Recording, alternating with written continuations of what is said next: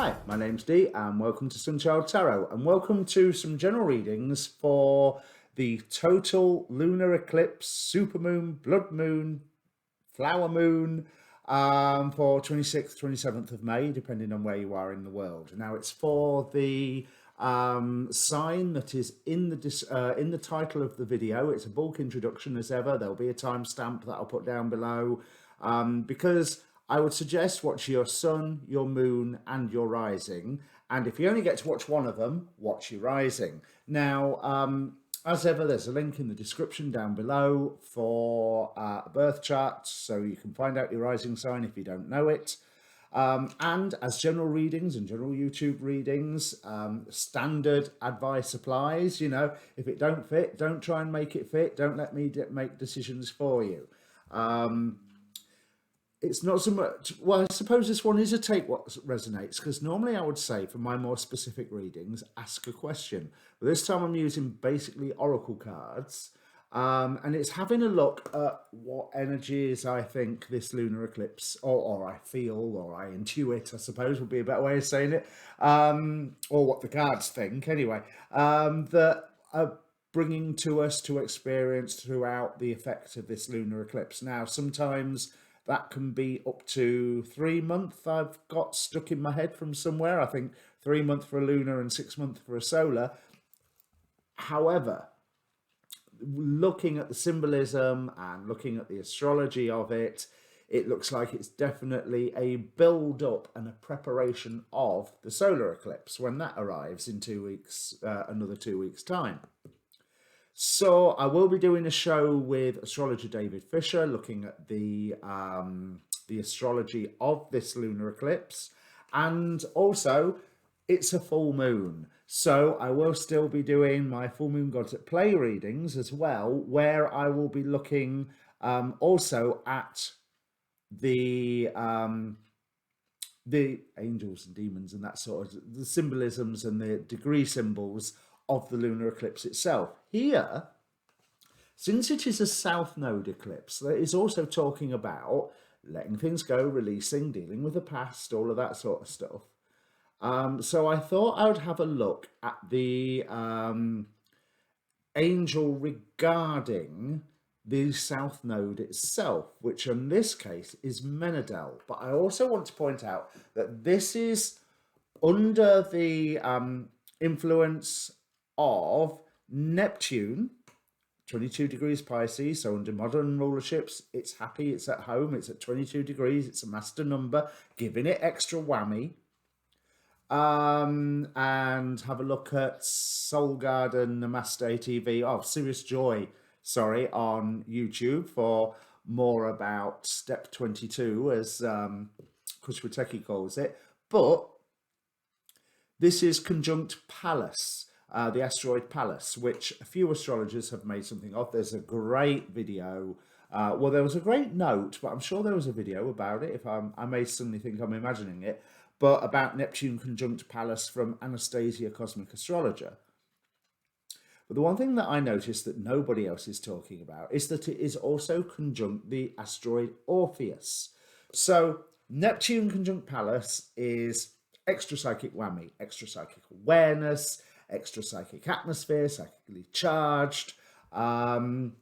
It's also Pallas can be looking at the wise way to weaponize things. So I think we have to keep a very close eye on the media and see what symbols and metaphors and dreams and wishy-washy woolly ideas that they are pushing forward more and more and more in order to sway public opinion one way or another. Take that as you will. I'm not an anti-vaxxer or anything like that, so I'm not listening to that sort of aspect of it. But when we look at the patent argument about the COVID vaccine, or we look at the various other economic arguments that abound on the planet, I wouldn't be surprised if something comes up. But with this also being conjunct Orpheus, now what do we know about Orpheus? He was a musician. and he descended into the underworld to bring back to life his lover Eurydice, who had been killed by a snake bite, and he braved all sorts of challenges and unfortunately failed on the last 5 yards. But there's this image of a descent into the underworld for heroic reasons. Now, a lot of the astrologers are saying that this is a letting go of past baggage. And to be honest, some of the degree symbols back this up.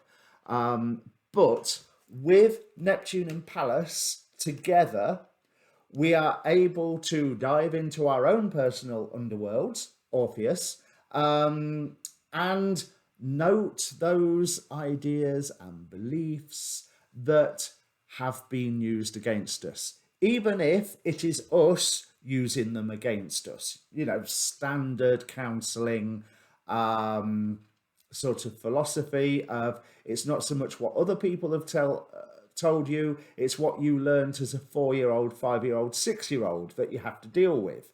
And let's face it, a 4, 5 or 6-year-old doesn't always get things right. So it looks like it's a perfect opportunity to dive into all those sorts of issues. Now, the angel, as I said, for this is Menadel.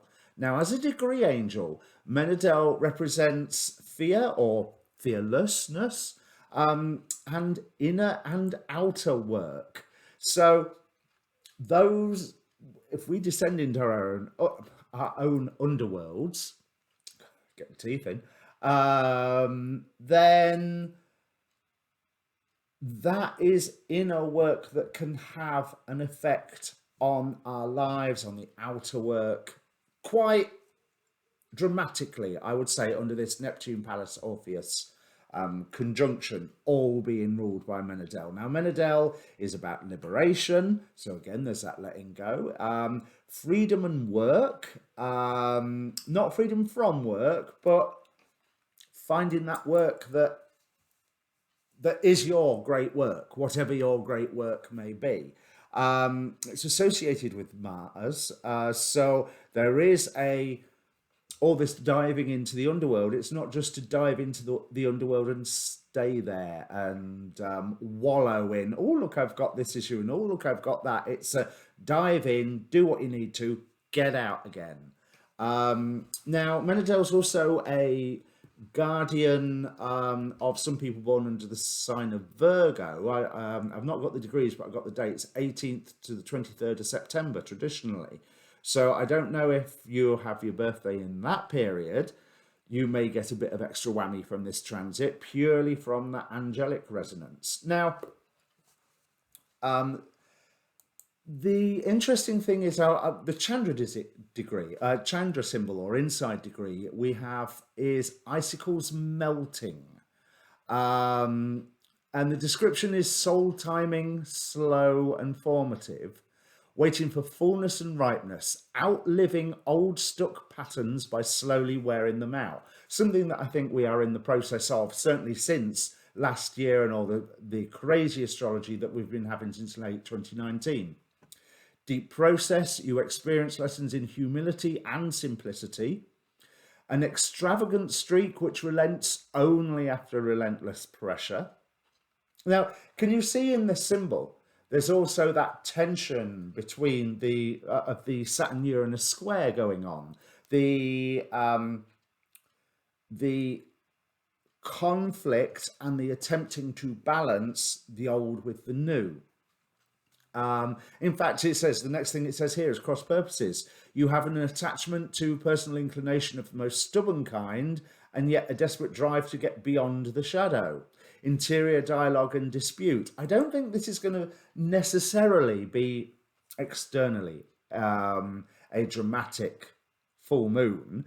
With it, the normal full moon, if you worked in all sorts of jobs, you know full moon is always a crazy night. I think the eclipse aspect would hopefully calm that down a bit. Fingers crossed. But I think internally, it promises to be a doozy. The slow burning way and allowing pride to surrender without being made wrong. Elaborate maneuvers towards significant breakthrough, which backs up everything that I was saying. Now, the Sabian symbol. Now, here's a fascinating one. Let me scroll down to it to make sure I get it right. Where have you gone?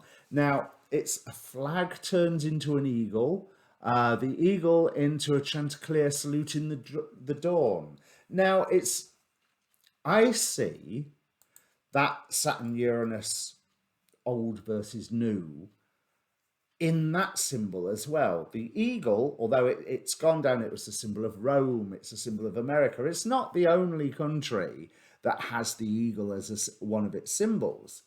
And it comes historically, if you like your ancient alien stuff, it comes from Babylonian times, and it was the symbol of Enlil. Where, if you like your ancient aliens, you'll remember that Enlil is the one that tried to bump us all off because we were thinking too much and getting too bright.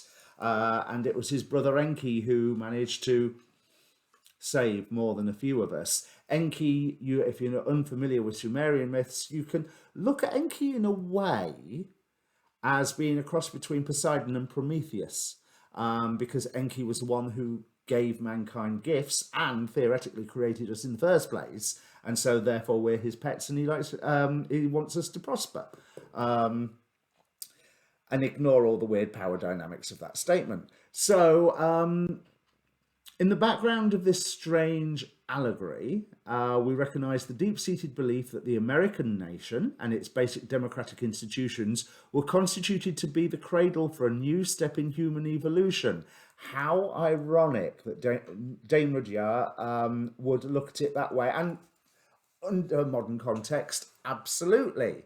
Under your ancient alien context, gets a bit weirder, doesn't it? But then again, so if you're into your conspiracy theories, this is a great one. Because the keynote of this symbol is the spiritualization and promotion of great symbols of a new age by minds sensitive to its precursory manifestations. How apropos right now, when you have everyone talking about the new age of Aquarius, that I still say we're not in it for a few hundred years yet, but we have that Aquarian energy, we have that air energy from the new 200-year, 800-year Jupiter-Saturn Great Conjunction cycle that has now entered the element of air.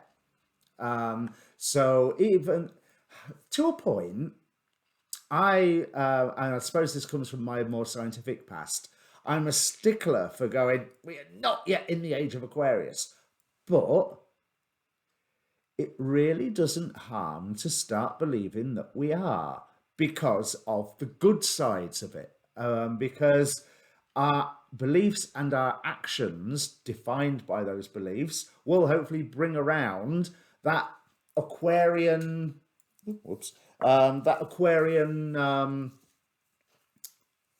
paradise that everyone talks of, rather than maybe a totalitarian state, which is the shadow side of Aquarius. But, let's not talk about that one.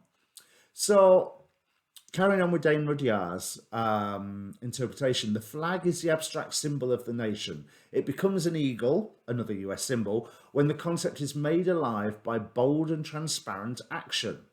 I suppose that relates to what I was just saying about the whole Age of Aquarius idea. The eagle symbolizes spiritual will and the power to rise from the highest possible altitude to the highest possible altitude of consciousness and purpose. Flying at such an altitude, the eagle is the first living creature to perceive the rising sun. Now, that he writes more about this, but I don't want this introduction to be too long. But I have not yet looked at the chart for the solar eclipse, and let's face it, I rely on David for the more technical understandings of all that anyway. But it will be interesting to see what I dig up about Amael for the full moon gods at play readings. Other than that, you can ask a question before this reading. Here's your opportunity now if you want to. I'm not going to guarantee you'll get an answer because it's not necessarily that sort of reading. But I'll bring the cards up in a second. So if you want to, pause, ask your question, concentrate on it for a few minutes and start the video again. In the meantime, I'll bring up the cards. Okay, Aquarius. So this eclipse is occurring in your 11th house, which is where the cosmos grants wishes. It's your luck, it's your friends, it's social occasions, it's community, and it's miracles. And I also want to say, when on that terms, get your glad rags on, but it's not so much your glad rags as get your ceremonial rags on. Whatever, there is a call in these cards to see everything as sacred, everything.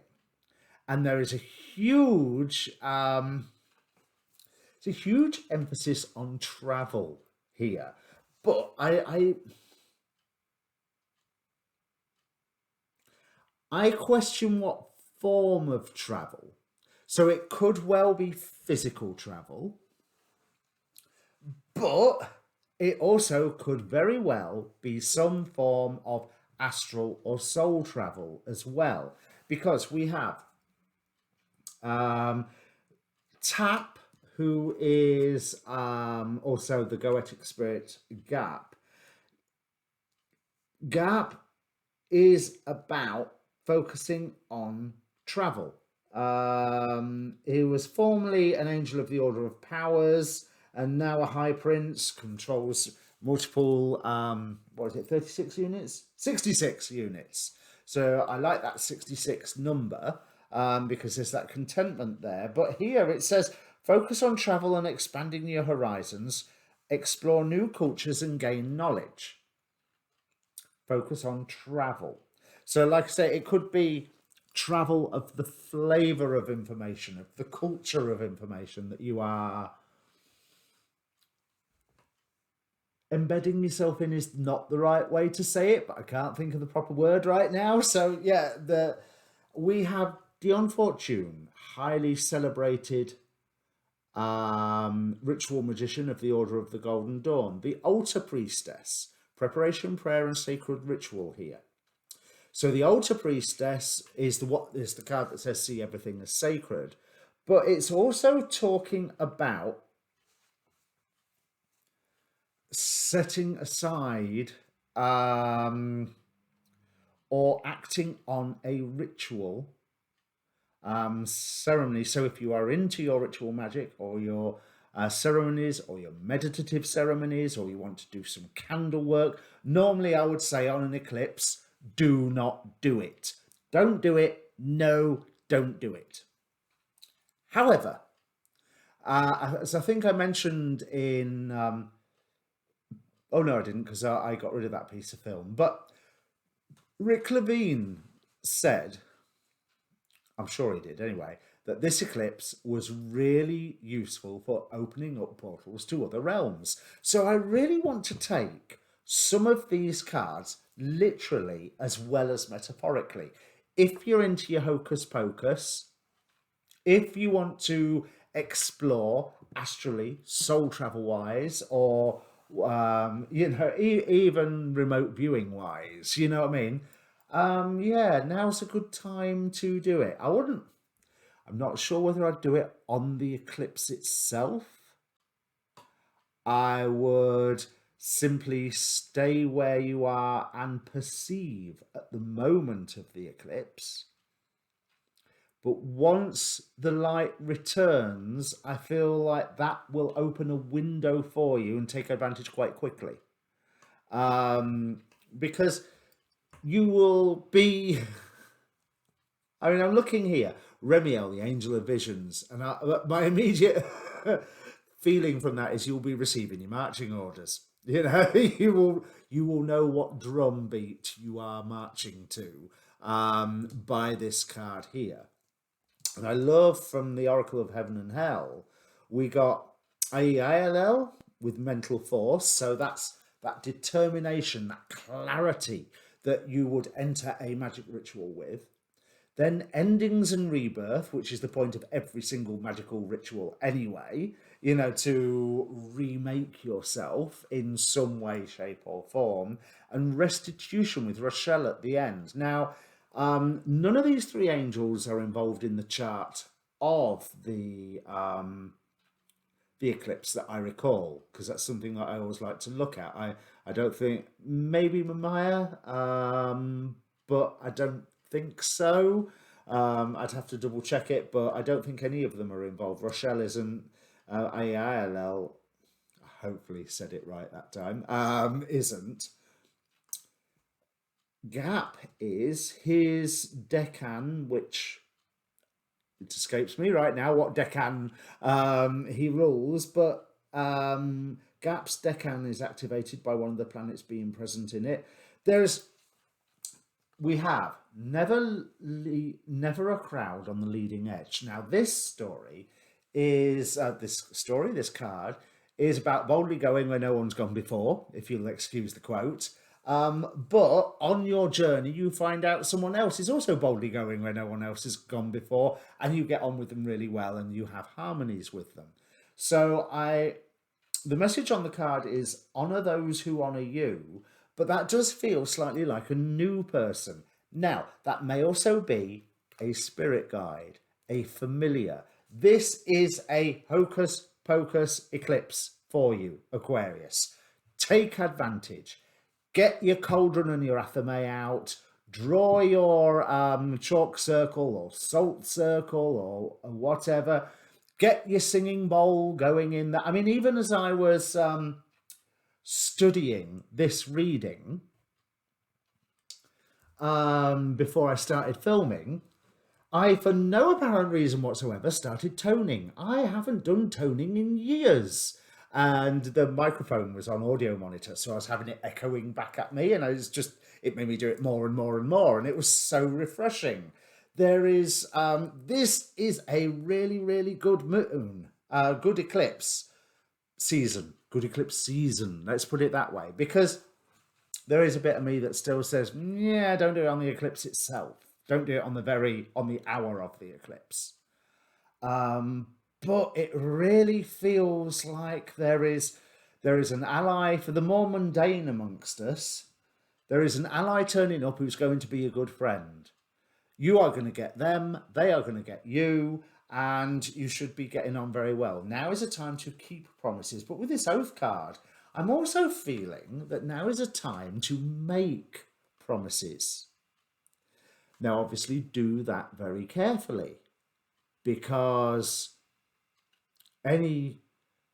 certainly under all of this, any promises that you make now, you will be held to. And if you break them, then, well, more fool you.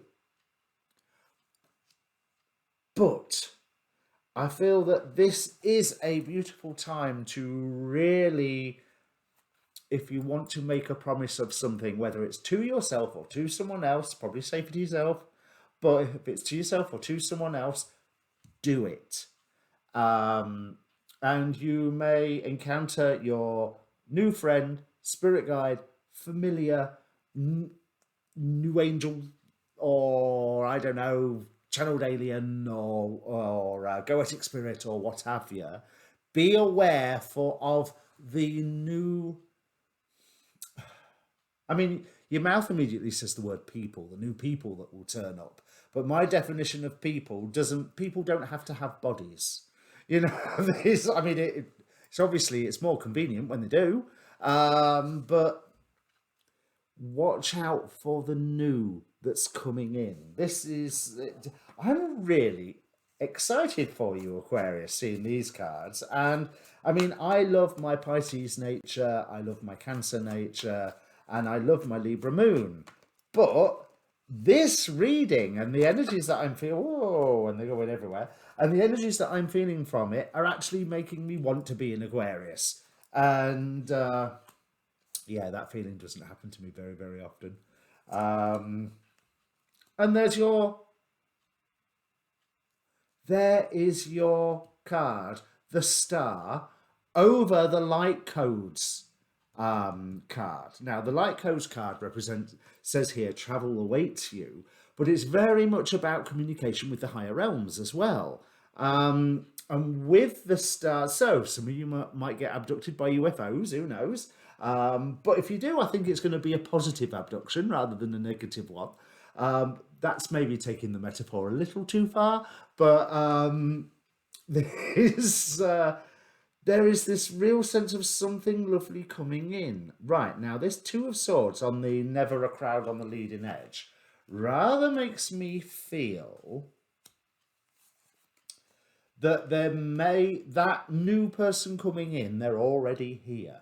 That new influence, that new being coming in, they're already here. You've just yet to actually pay attention to them and notice them.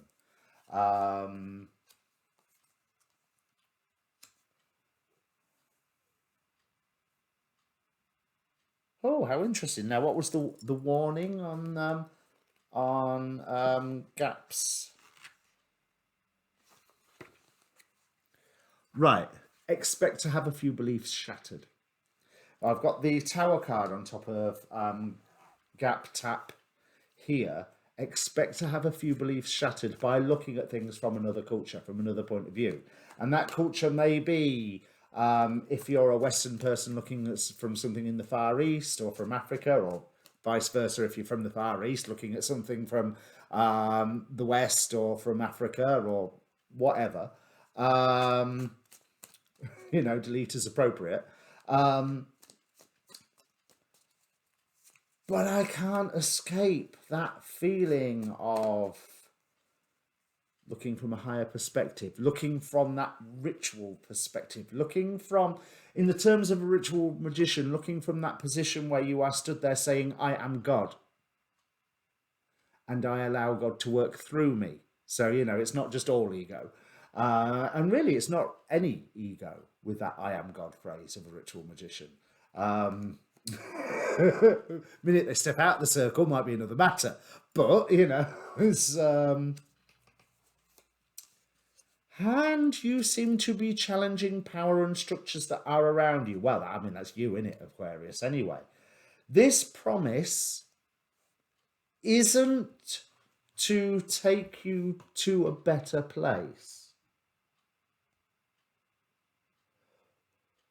What I feel that this promise is, even though Six of Swords, again, there's that travel theme. But it's not so much, this promise isn't to take you to a better place, it's to make your place better. Which is really interesting because Six of Swords reversed, Six of Wands reversed. Both of them are riding or sailing out. So it's almost like there is no physical movement here. But nevertheless, those two cards might be reversed. But that Six of Wands, I still feel that sense of victory with. But it's being reversed. It's not even that the victory comes to you. It's that there's no riding out. Well, I'll tell you what I've got going in my head. If you ever remember the old Centurions cartoon, where they would wait for that ray from the satellite to hit them, and they'd be like this, and the armor would click on, and there'd be power extreme. And that's the sort of feeling I'm getting from this Six of Wands. Now, that's a bizarre one, I've not. But there's that you are being equipped and equipping yourself, because that vibe is still answering again from the star with the light codes figure. And also this, I'm really liking this Tower card because I do feel like there's some beliefs around you that are going to get shattered and some blindnesses around you that are going to get shattered. This lunar eclipse promises to be highly transformative. And right at the end here, like I say, you're challenging the structures that are holding you down. And right at the end here, we've got the Ace of Wands. Once this train starts, there ain't no stopping it. Oh, now there's a good name for the reading, isn't it? Right, so if this means anything to you yet, Aquarius, please do comment down below. And this, normally, nobody goes back to a YouTube video and comments on it. But Facebook link down below, inbox me if you don't come back to the video and tell me, because this, if you're feeling free to, obviously, but this looks phenomenal. Absolutely phenomenal. But again, it's dependent on your own effort, because for you to go into a ritual, you have to learn the ritual, possibly even compose it, prepare yourself for it, and do it in a sacred fashion, and look at everything that is going on from the minute that you wake up to the minute you go to bed. It is all a sacred ritual. It is all sacred. Right, see you later.